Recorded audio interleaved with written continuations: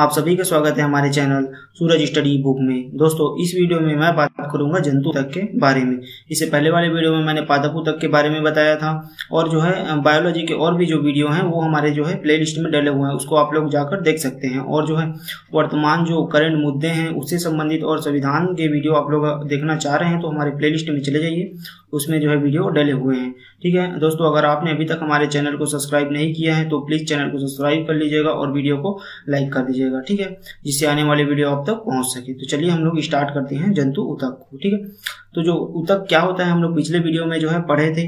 ऊतक क्या है, जो कि कोशिकाओं का समूह है और जो है एक समान कार्य करते हैं और उनकी जो बनावट है, संरचना है, वो जो है एक समान होती है। वही क्या है, वो जो है ऊतक है। और जब ये जंतुओं के शरीर में काम करती हैं तो ये क्या कहलाती हैं, जंतु ऊतक कहलाती है। ठीक है, अब हम लोग पिछले वीडियो में देखे थे कि जो कोशिकाएं हैं, कोशिकाएं जब समूह रूप में रहती हैं तो क्या बनाती हैं, तो ऊतक बनाती है। और ऊतक से क्या बनती है, तो ऊतक से फिर अंग बनते हैं, अंग से फिर अंग तंत्र और फिर उससे पूरा का पूरा जीव बनता है। हमने पिछले वीडियो में देखे थे। ठीक है, अगर आपने वो वीडियो नहीं देखा है तो प्लीज जाकर पहले वो वीडियो देख लीजिए। ठीक है, चलिए हम लोग देखते हैं जंतु ऊतक के प्रकार। तो जंतु ऊतक जो है 4 प्रकार के होते हैं। कौन कौन से हैं? उपकला ऊतक, एपिथेलियल टिश्यू, संयोजी ऊतक, कनेक्टिव टिश्यू, पेशी ऊतक, मस्कुलर टिश्यू और तंत्रिका ऊतक, नर्वस टिश्यू। ये 4 प्रकार के होते हैं जंतु ऊतक। हम लोग इन चारों प्रकार को अब बड़े ही अच्छे ढंग से और विस्तार से जो है पढ़ेंगे। ठीक है, डायग्राम की मदद से। चलिए हम लोग स्टार्ट करते हैं उपकला ऊतक के बारे में। तो उपकला ऊतक एपिथेलियम टिश्यू क्या है, तो जो शरीर को ढकने वाले जो ऊतक है वो क्या है, उपकला ऊतक है। अर्थात ये जो है त्वचा में पाई जाती है और जो है शरीर को ढकती है, बाहरी सतह में पाई जाती है उपकला ऊतक। ठीक है, क्या करती है, तो अंगों की सुरक्षा करती है, बाहर से बाहरी पदार्थों से अंगों की सुरक्षा करती है। ठीक है, और क्या करती है, तो अवशोषण अर्थात जो है पदार्थों को सोखने, उसे स्त्रावण बाहर निकालने और संवेदन का कार्य करती हैं। कौन? उपकला ऊतक।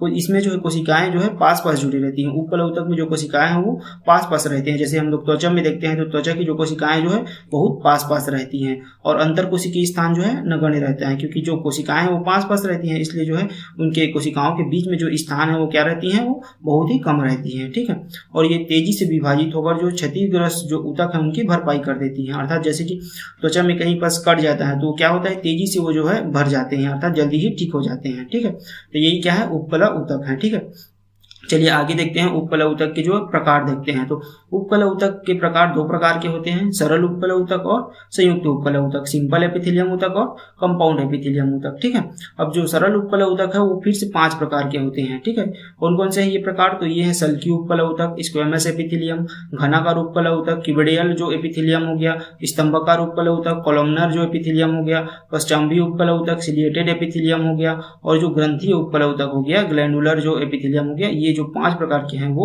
सरल उपकला ऊतक हैं। ठीक है, अब बात करें संयुक्त उपकला ऊतक की तो 2 प्रकार की होती है। कौन कौन सी है ये प्रकार? तो स्तरीकृत हो गया, स्ट्रेटिफाइड जो एपिथेलियम है, परवर्ती उपकला हो गया, ट्रांजिशनल एपिथेलियम है, ये जो है संयुक्त उपकला ऊतक है। ठीक है, अब हम इनके जो प्रकार है उपकला ऊतक की, इसको जो है आगे विस्तार से जो है पढ़ेंगे। ठीक है, चलिए देखते हैं। अब सबसे पहले देखते हैं सरल उपकला ऊतक। तो जो एक ही प्रकार की कोशिकाओं की जो परत रहती है, जिसमें जो है एक ही प्रकार की कोशिकाओं की परत रहती है, वो क्या है, तो सरल उपकला ऊतक है। सरल उपकला ऊतक के प्रकार देखे थे, उसमें पहला क्या था, सल्की उपकला ऊतक, स्क्वेमस एपिथेलियम ऊतक। तो देखते हैं क्या है सल्की उपकला ऊतक, स्क्वेमस एपिथेलियम ऊतक। ठीक है, तो जो सल्की उपकला ऊतक है उनकी जो कोशिकाएं कहती रहती हैं, तो चपटी रहती हैं, पतली रहती हैं और जो है पापड़ी जैसी रहती हैं। ठीक है, ये देख लीजिए, ये चपटी, पपड़ी जैसी, पतली है, यही क्या है, सल्की उपकला ऊतक है। ये कहाँ कहाँ पाए जाते हैं सल्की उपकला ऊतक? तो फेफड़ों की एल्वोली अर्थात फेफड़ों की जो वायुकोश है उसमें जो है पाई जाती हैं, हृदय में पाई जाती हैं, रक्त वाहिनियों में पाई जाती हैं, ये जो है मुख में पाई जाती हैं, त्वचा में पाई जाती हैं, ग्रसनी में पाई जाती हैं, मुख गुहा में पाई जाती हैं, आहार नाल में पाई जाती हैं, जीभ में पाई जाती हैं और गुर्दे की जो गोमन संपुट होती है उसमें भी जो है ये पाई जाती हैं सल्की उपकला ऊतक। ठीक है, याद रखिएगा इन सभी को कहाँ कहाँ पाई जाती हैं। और इसके कार्य क्या है सल्की उपकला ऊतक के? तो गैसों और द्रवों का जो है आदान प्रदान करती हैं जो सल्की उपकला ऊतक है और सतह को सुरक्षा प्रदान करती हैं, बाहरी पदार्थों से सुरक्षा प्रदान करती हैं सल्की उपकला ऊतक। ठीक है, ये रही सल्की उपकला ऊतक। अब हम आगे देखते हैं घनाकार उपकला ऊतक। तो जो घनाकार उपकला ऊतक है वो जो है कोशिकाएं जो है कैसी रहती हैं, तो उसकी कोशिकाएं जो है घनाकार रहती हैं। देख लीजिए ये घन के रूप में रहती हैं, इसी कारण इसका नाम घनाकार है। ठीक है, इसके जो नीचे ये रहता है वो क्या रहता है, बेसमेंट मेम्ब्रेन रहता है, अर्थात आधार झिल्ली रहता है इसके नीचे। ठीक है, ये कहाँ कहाँ पाई जाती है घनाकार उपकला ऊतक, तो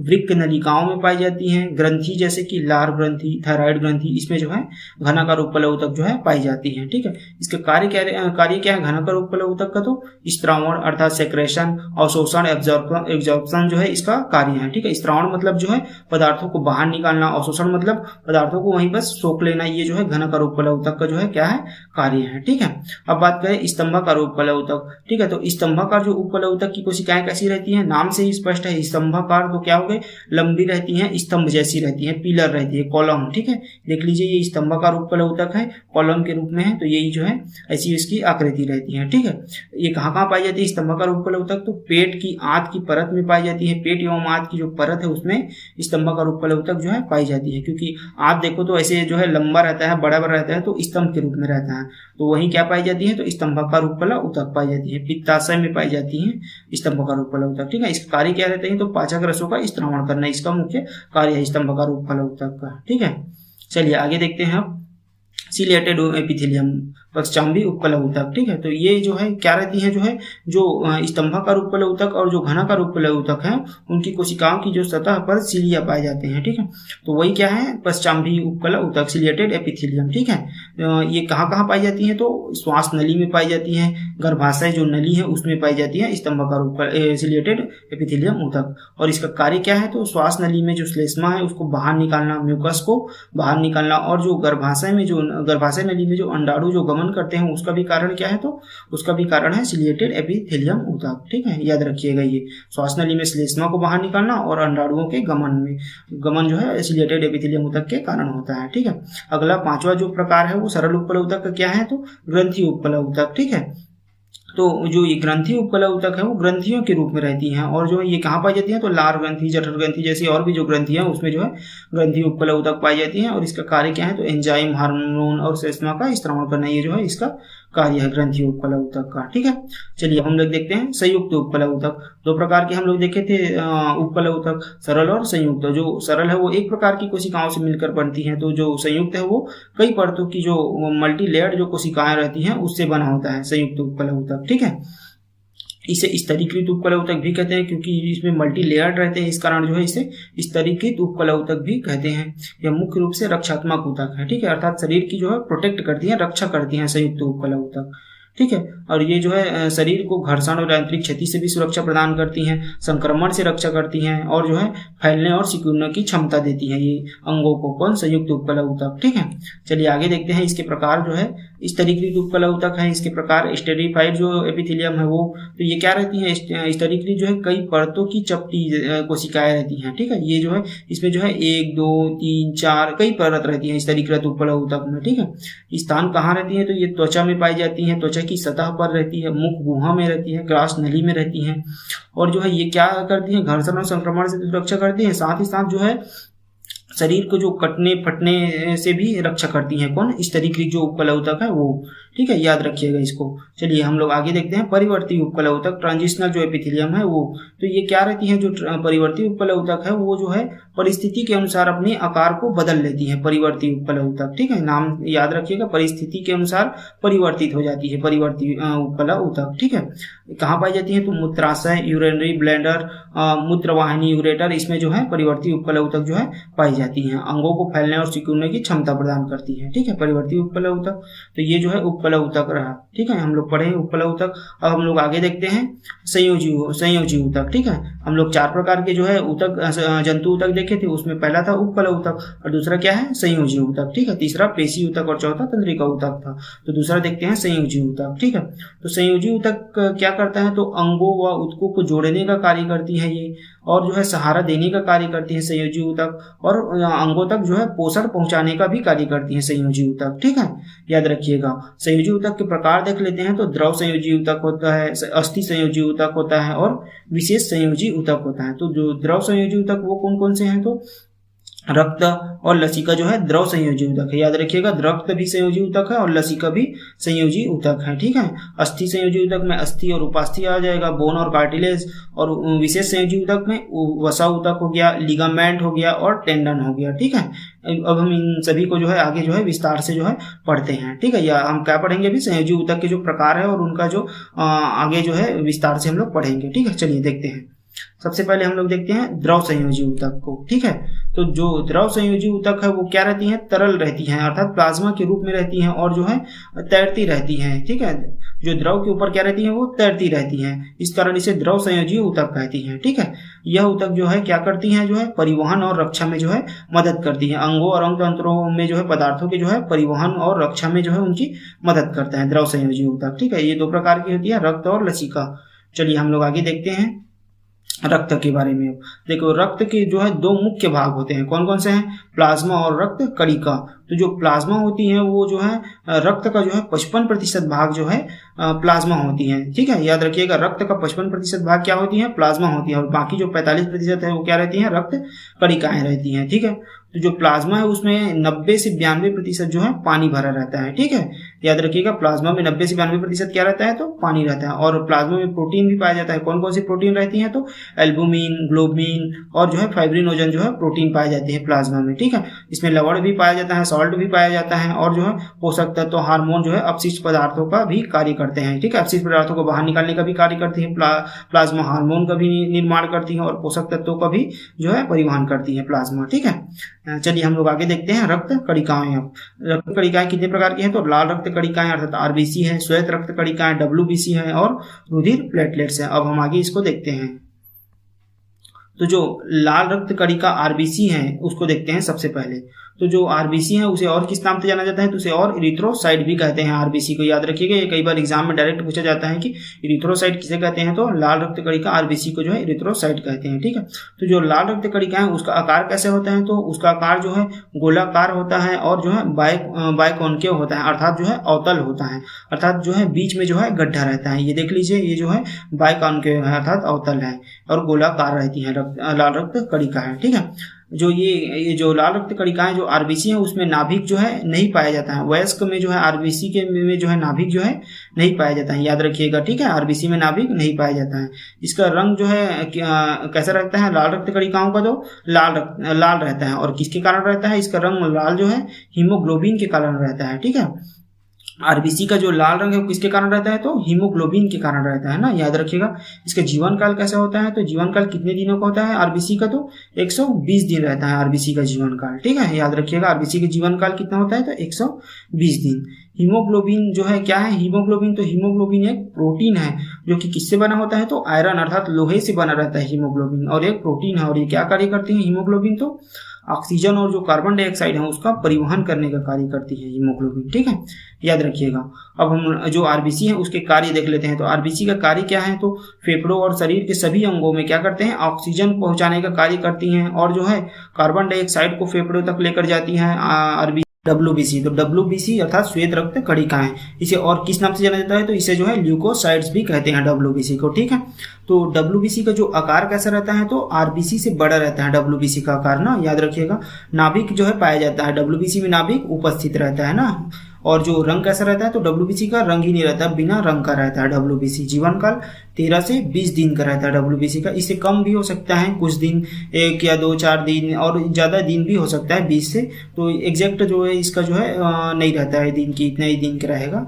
बाकी 13 से 20 इसका मोटा मोटा रहता है, 13 से 20 दिन का इसका जीवन काल। ठीक है, अब इसके प्रकार देख लेते हैं डब्ल्यूबीसी के। तो जो ग्रेन्युलोसाइट है उसमें उसके अंतर्गत है न्यूट्रोफिल। तो न्यूट्रोफिल का कार्य क्या रहता है, तो बैक्टीरिया से लड़ता है। ठीक है, न्यूट्रोफिल क्या करता है, बैक्टीरिया से लड़ता है। ये जो न्यूट्रोफिल है ये क्या करता है, तो बैक्टीरिया से जो है लड़ता है। ठीक है, एसिनोफिल क्या करता है, तो एलर्जी और जो परजीवी संक्रमण है उससे जो है शरीर की रक्षा करती है। ठीक है, एसिनोफिल। बेसोफिल जो है हार्मोन रिलीज करता है।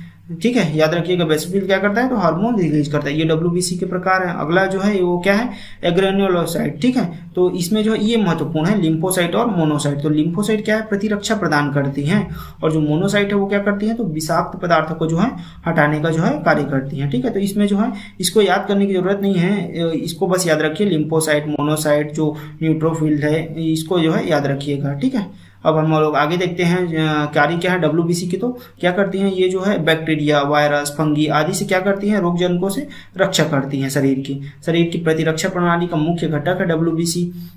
घाव भरने और संक्रमण रोकने में जो है मदद करती है WBC, ठीक है, याद रखिएगा। चलिए आगे देखते हैं अब हम लोग रुधिर प्लेटलेट्स से, ठीक है, जो रुधिर कणिकाएं उसमें अगला क्या है, रुधिर प्लेटलेट्स है। तो रुधिर प्लेटलेट्स क्या रहती हैं, तो रक्त की छोटी छोटी कोशिकाएं रहती हैं रुधिर प्लेटलेट्स। ये क्या करती हैं, तो रक्त स्त्राव जो ब्लीडिंग होता है उसको रोकने का कार्य करती हैं। घाव भरने में जो है मदद करती हैं रुधिर प्लेटलेट्स। इन्हें और किस नाम से जाना जाता है, तो थ्रोम्बोसाइट्स कहते हैं। इसको याद रखिएगा, एग्जाम में बहुत बार पूछा गया है कि थ्रोम्बोसाइट किसे कहते हैं, तो रुधिर प्लेटलेट्स को कहते हैं, ठीक है, याद रखिएगा। नाभिक इसमें भी नहीं पाया जाता है रुधिर प्लेटलेट्स में, ठीक है। रंग कैसा रहता है, तो इसका भी जो है रंग नहीं रहता है, रुधिर प्लेटलेट्स बिना रंग का रहता है, ठीक है। जीवन काल 7 से 10 दिन का रहता है रुधिर प्लेटलेट्स का, ठीक है, याद रखिएगा। चलिए आगे देखते हैं। अब हम लोग देखते हैं लसिका, ठीक है। जो हम लोग द्रव सहजीवी तक 2 देखे थे, कौन कौन सा, रक्त और लसिका। उसमें रक्त को हम लोग पढ़ लिए, अब क्या है, लसिका है, ठीक है। तो लसिका कैसा रहता है, तो ये भी रंगहीन द्रव है, प्लाज्मा से बना रहता है लसिका। और इसमें RBC इसमें नहीं पाया जाता है, याद रखिएगा। जो लसिका है उसमें RBC नहीं पाया जाता है। कार्य क्या है लसिका का, तो उत्कों से जो अपशिष्ट पदार्थ हैं उसको बाहर निकालना, ये लसिका का कार्य है। प्रतिरक्षा अर्थात इम्यूनिटी सिस्टम प्रदान करता है कौन, लसिका, ठीक है, याद रखिएगा लसिका के बारे में। चलिए आगे देखते हैं। अब दूसरा कौन सा है, अस्थि संयोजी ऊतक, ठीक है। हम लोग अभी क्या पढ़ रहे हैं, संयोजी ऊतक। तो संयोजी ऊतक में जो हम लोग पहले क्या देखे थे, हम लोग द्रव संयोजी ऊतक देख लीजिए, ये संयोजी ऊतक है। तो द्रव संयोजी ऊतक में हम लोग रक्त और लसिका को पढ़ लिए। अब हम लोग दूसरा देखते हैं अस्थि संयोजी ऊतक। तो अस्थि संयोजी ऊतक में अस्थि और उपास्थि को हम लोग पढ़ेंगे, ठीक है। चलिए देखते हैं अब हम लोग अस्थि संयोजी ऊतक, ये रहा अस्थि संयोजी ऊतक। तो अस्थि संयोजी ऊतक स्केटल जो कनेक्टिव जो टिश्यू है उसको पढ़ेंगे। तो इसमें अस्थि को पढ़ते हैं बोन। तो बोन क्या है, जो कठोर ऊतक है। अस्थि क्या रहती है, कठोर रहते हैं। और किससे बना होता है, तो कैल्शियम फास्फेट और कैल्शियम कार्बोनेट से बना रहता है अस्थि, ठीक है। कार्य क्या है अस्थि का, तो शरीर को आकार व सहारा देना, आंतरिक अंगों की रक्षा करना। जैसे मस्तिष्क की रक्षा कौन करते हैं, खोपड़ी करती है। तो खोपड़ी क्या अस्थि है, वो मस्तिष्क की रक्षा करती है, ठीक है। और अस्थि मज्जा में रक्त कणिकाओं का निर्माण होता है, ठीक है। रक्त कणिकाओं का निर्माण किसमें होता है, अस्थि मज्जा में। जैसे कि लाल रक्त कणिकाओं का निर्माण होता है अस्थि मज्जा में, ठीक है। तो वही है, अस्थि मज्जा में किसका निर्माण होता है, रक्त कणिकाओं का जो है निर्माण होता है, ठीक है, याद रखिएगा अस्थि के बारे में। अब उपास्थि देखते हैं, कार्टिलेज देखते हैं। तो उपास्थि जो है लचीला व चिकना ऊतक है, ठीक है। उपास्थि कैसा रहता है, लचीला रहता है, ठीक है। उपास्थि के जो मैट्रिक्स है उस पे जो है कॉन्ड्रिन पाया जाता है। ये जो उपास्थि का जो मैट्रिक्स है गोल गोल जो दिख रहा है, इसमें क्या पाया जाता है, तो इसमें जो है कॉन्ड्रिन पाया जाता है, ठीक है, याद रखिएगा। और उपास्थि कहाँ कहाँ पाया जाता है, तो ये जो है नाक में, कान में, श्वास नली में, जोड़ों पर जो है उपास्थि पाया जाता है। जोड़ों जो रहते हैं जैसे कोहनी हो गया, हाथ की घुटने हो गया, कंधे हो गया, इन सभी के जो जोड़ में क्या पाया जाता है, तो कार्टिलेज अर्थात उपास्थि पाई जाती है, ठीक है। तो उपास्थि के कार्य क्या है, तो अंगों को लचीलापन प्रदान करना और जो है सहारा प्रदान करने का कार्य कौन करते हैं, तो उपास्थि करता है, ठीक है। ये रहा अस्थि संयोजी ऊतक। हम लोग अब तीसरा देखते हैं विशेष संयोजी ऊतक, ठीक है। तो विशेष संयोजी ऊतक जो स्पेशल कनेक्टिव टिश्यू है उसमें कौन सा है, तो वसा ऊतक है, एडिपोस टिश्यू है। तो क्या है वसा ऊतक, तो वसा कोशिकाएं होती हैं, नाम से ही ये वसा है, तो वसा कोशिकाएं तो होंगी ही। स्थान कहाँ पाया जाता है वसा कोशिकाएं, तो जो त्वचा के नीचे जो आंतरिक अंगों के चारों ओर पाई जाती है, ठीक है। जो सबसे ऊपर में त्वचा रहता है, जो त्वचा के जस्ट नीचे क्या पाया जाता है, तो वसा ऊतक पाया जाता है। और वसा ऊतक क्या कार्य करता है, तो वसा ऊतक जो है ऊर्जा का भंडारण करता है और जो है ताप रोधन, हीट इंसुलेशन अर्थात जो है ताप से जो है शरीर की जो है रक्षा करती है, ताप को रोकने का कार्य करती है शरीर, ठीक है, वसा ऊतक, और अंगों की रक्षा करती है। तो ये जो है वसा ऊतक का जो है कार्य है, ठीक है। त्वचा के नीचे पाया जाता है, एडिपोज ऊतक कहते हैं वसा ऊतक को, याद रखिए इंग्लिश में एडिपोज कहते हैं। अब अगला है दूसरा जो है लिगामेंट, पेशीबंधन। लिगामेंट को याद रखिएगा क्योंकि एग्जाम में यही पूछा जाता है, लिगामेंट। तो लिगामेंट किसको किसको जोड़ता है, डायरेक्ट यही पूछा जाता है ना एग्जाम में, लिगामेंट किसके किसको जोड़ा जाता है, तो किसको किसको जोड़ता है, तो अस्थि को अस्थि से जोड़ने का कार्य करता है, ठीक है। लिगामेंट क्या करता है, अस्थि को अस्थि से जोड़ता है। और टेंडन क्या करता है, तो अस्थि को जो है मांसपेशियों से जोड़ने का कार्य किसका है, टेंडन का कार्य है। याद रखिए ये बहुत बार एग्जाम में पूछा गया है कि अस्थि को जोड़ने वाला कौन है और अस्थि को मांसपेशियों से जोड़ने वाला कौन है, तो इसको याद रखिए आप लोग। चलिए आगे देखते हैं। अब हम लोग तीसरा कहाँ पहुंच गए, पेशी ऊतक, ठीक है। तो हम लोग जो ऊतक जंतु ऊतक 4 प्रकार के पढ़े थे हम लोग, उसमें 2 को हम लोग पढ़ लिए, उपकल ऊतक और जो संयोजी ऊतक है उसको अब हम लोग क्या पढ़ रहे हैं, पेशी ऊतक पढ़ रहे हैं, मस्कुलर टिश्यू के बारे में पढ़ेंगे। ठीक है, तो जो पेशी ऊतक है वो क्या करती हैं, तो शरीर को गति प्रदान करती हैं, अंगों को गति प्रदान करती हैं और बल उत्पन्न करने वाली जो ऊतक है वो है पेशी ऊतक। ठीक है, याद रखिएगा, शरीर को गति किसके कारण होती है, तो पेशी ऊतक के कारण होती है। पेशी ऊतक की मूल इकाई क्या है, तो पेशी ऊतक की जो मूल इकाई है वो है पेशी रेशा है, मसल जो फाइबर है वो पेशी ऊतक की मूल इकाई है।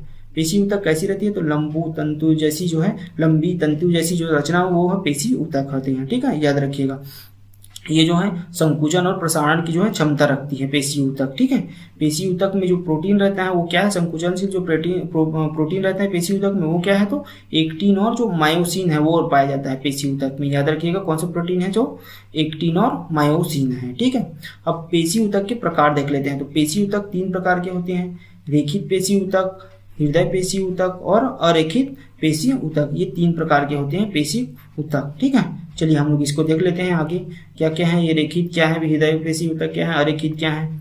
तो जो रेखित पेशी ऊतक हैं वो कैसी रहती हैं, तो लंबे, बेलनाकार व बहुकोशिकीय रहते हैं। देख लीजिए, रेखित पेशी ऊतक लंबे रहता है, बेलनाकार रहती हैं और बहुत सारे जो है कोशिकाएं रहती हैं इसमें। ठीक है, और इसमें जो है धारीदार बैंड होते हैं। याद रखिएगा, जो रेखित पेशी ऊतक में क्या रहते हैं, तो हल्के जो है धारीदार जो है बैंड पाई जाती हैं और जो है इसके नियंत्रण जो है इच्छा अनुसार होता है ना। याद रखिएगा, ये सबसे महत्वपूर्ण है कि रेखित जो पेशी ऊतक है वो क्या रहती है, इच्छा अनुसार, अपनी इच्छा अनुसार नियंत्रण कर सकते हैं। इसमें जैसे मस्तिष्क के नियंत्रण में रहते हैं, अपनी इच्छा अनुसार मस्तिष्क से उसका नियंत्रण किया जाता है ना। याद रखिएगा, ये कहाँ कहाँ पाई जाती है रेखित पेशी ऊतक, तो जो है हाथ पैर की मांसपेशियों में पाई जाती हैं, जीभ में पाई जाती हैं, चेहरा में पाई जाती हैं रेखित पेशी ऊतक। ठीक है, और इसका कार्य क्या है, तो शरीर की गति, दौड़ना, उठना, पकड़ना जैसी क्रियाएं और जो है इससे थकान महसूस होती है। रेखित पेशी ऊतक जो थकान महसूस होता है उसका क्या कारण है, तो रेखित पेशी ऊतक है। ठीक है, गति प्रदान करना, दौड़ना, उठना, पकड़ना, ये सब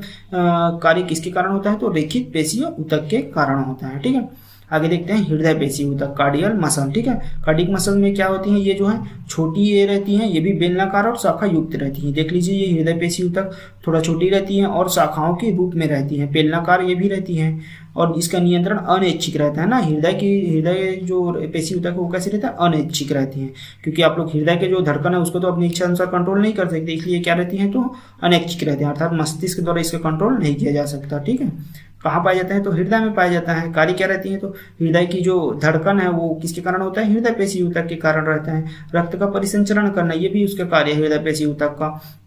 ये जो है जीवन भर कार्य करती है हृदय पेशी ऊतक और थकती नहीं है। याद रखिएगा, हृदय पेशी ऊतक जो है शीघ्र जो है थकती नहीं है, जीवन भर कार्य करती रहती है। ठीक है, चलिए आगे देखते हैं अब अरेखित पेशी ऊतक। तो जो अरेखित पेशी ऊतक है वो कैसी रहती है, तो लंबी रहती है, सुईनुमा रहती है, कोशिकाएं मतलब रहती है, इसमें सुईनुमा कोशिकाएं रहती है अरेखित पेशी ऊतक में और लंबी रहती है। देख लीजिए, इसमें जो है धारियां नहीं होती हैं अरेखित पेशी ऊतक में। अरेखित पेशी ऊतक में जो है एक ही केंद्रक रहता है ना। याद रखिए, इसमें एक ही केंद्रक रहता है अरेखित पेशी ऊतक में। इसका भी नियंत्रण कैसे रहता है, तो अनैच्छिक अर्थात इनवॉलंटरी रहता है। अरेखित पेशी ऊतक कैसे रहता है, तो अनैच्छिक है भी ना। कहाँ कहाँ पाई जाती है अरेखित पेशी ऊतक, तो आंत में, पेट में, गर्भाशय में, मूत्राशय में, श्वास नली में, इसमें जो है अरेखित पेशी ऊतक जो है पाई जाती हैं। कार्य क्या है, भोजन का पाचन, मूत्र, पित्त, श्वसन की गति करना, ये सब किसका कार्य है, तो अरेखित पेशी ऊतक का कार्य है।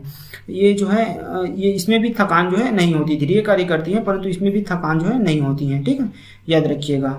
चलिए आगे देखते हैं अब हम तंत्रिका ऊतक। चौथा ऊतक क्या है, तंत्रिका ऊतक। तो तंत्रिका ऊतक के बारे में पढ़ते हैं हम लोग।